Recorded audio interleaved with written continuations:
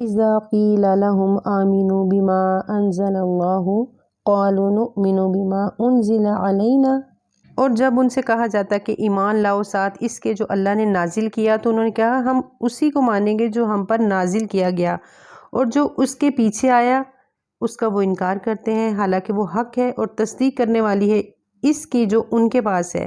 کہہ دیجئے اگر تم ماننے والے ہو تو اللہ کے نبیوں کو اس سے پہلے کیوں قتل کرتے تھے؟ یعنی اگر تم کہتے ہو کہ ہم صرف اسرائیلی پیغمبروں اور ان کی کتابوں کو نہیں مانیں گے، تو پھر یہ بتاؤ کہ تم نے انہیں کیوں قتل کیا تھا؟ یہ تو صرف حق چھوڑنے کا ایک بہانہ ہے۔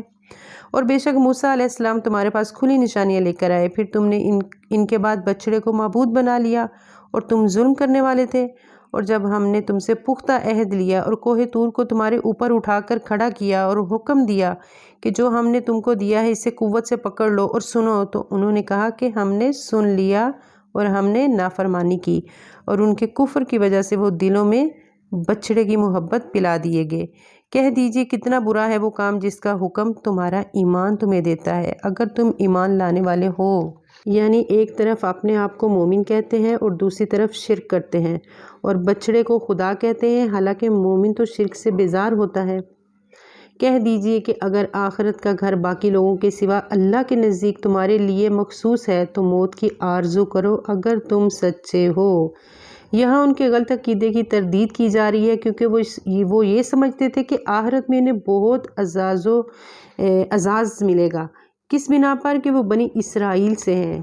تو اللہ سبحانہ تعالیٰ نے واضح فرما دیا کہ نہیں، اس سے کوئی فرق نہیں پڑتا کہ کون کس کا بیٹا ہے، کس کی اولاد ہے، کون سی نسل ہے، قبیلہ ہے۔ اصل بات یہ ہے کہ اللہ نے کامیابی کا جو پیمانہ یا جو معیار دیا ہے، اس پر جب تک پورے نہیں اترو گے کامیاب نہیں ہو سکو گے۔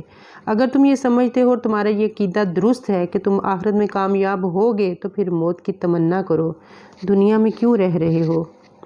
لیکن وہ ہرگز اس کی تمنا نہ کریں گے ان اعمال کی وجہ سے جو ان کے ہاتھ آگے بھیج چکے ہیں، اور اللہ ظالموں کو خوب جاننے والا ہے۔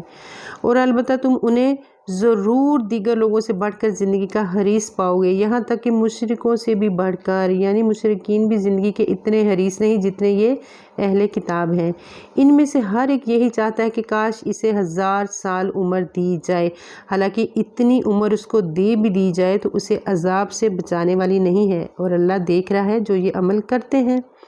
اس سے یہ پتہ چلتا ہے کہ کسی انسان کو کتنی بھی لمبی زندگی مل جائے، وہ اس وقت تک فائدہ نہیں دے گی جب تک وہ اللہ کی اطاعت میں نہ گزارے۔ کہہ دیجئے کہ جو شخص جبرائیل علیہ السلام کا دشمن ہے، اب یہ جبرائیل سے عداوت کی بات کیا تھی؟ جب نبی صلی اللہ علیہ وسلم اور آپ صلی اللہ علیہ وسلم کی کتاب پر ایمان لانے کو کہا گیا تو انہوں نے آپ صلی اللہ علیہ وآلہ وسلم سے پوچھا کہ کتاب آپ کے پاس کیسے آئی؟ تو آپ صلی اللہ علیہ وسلم نے بتایا کہ جبرائیل کے ذریعے آئی۔ تو اس پر یہ بہت ناراض ہوئے اور کہنے لگے ہم تو جبرائیل سے دشمنی رکھتے ہیں کہ وہ آپ کے پاس کیوں آ گئے ہیں، بنی اسماعیل میں کیوں آ گئے ہیں، بنی اسرائیل میں کیوں نہیں آئے؟ عمل نہ کرنے کے بہانے ہیں۔ تو اس پر اللہ تعالیٰ فرماتے ہیں جو شخص جبرائیل کا دشمن ہے تو بے شک اس نے اس قرآن کو اللہ کے حکم سے تمہارے دل پر نازل کیا، جو اس کی تصدیق کرنے والا ہے جو اس سے پہلے آیا، اور ایمان لانے والوں کے لیے ہدایت اور خوشخبری ہے۔ اگر جبرائیل سے ان کی عداوت کا یہی سبب ہے تو کہہ دیجئے کہ جو شخص اللہ کا اور اس کے فرشتوں کا اور اس کے رسولوں کا، جبرائیل اور میکائیل کا دشمن ہے تو بے شک اللہ کافروں کا دشمن ہے۔ یاد رکھیے جو اللہ کے دوست کا دشمن ہوتا ہے پھر اللہ اس کا دشمن ہو جاتا ہے، اور اللہ سبحانہ تعالیٰ اسے جنگ کی دعوت دیتا ہے۔ من عاد لی ولیہ، جس نے میرے دوست سے دشمنی کی، یعنی جو اللہ کا محبوب ہو وہ اس کا دشمن بن جائے، جو اس کے پیچھے پڑ جائے تو اللہ سبحانہ تعالیٰ خود اس سے نمٹ لے گا۔ اور بے شک ہم نے آپ کی طرف روشن آیات نازل فرمائی اور نہیں انکار کرتے ان کا مگر وہ جو فاسق ہیں۔ تو آیات کو کون نہیں مانتا، عمل کون نہیں کرتا؟ جو فاسق ہوتے ہیں۔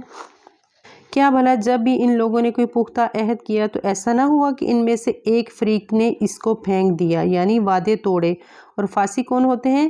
وہ جو اللہ سے کیے گئے عہد توڑیں، بلکہ ان کے اکثر لوگ ایمان ہی نہیں لاتے۔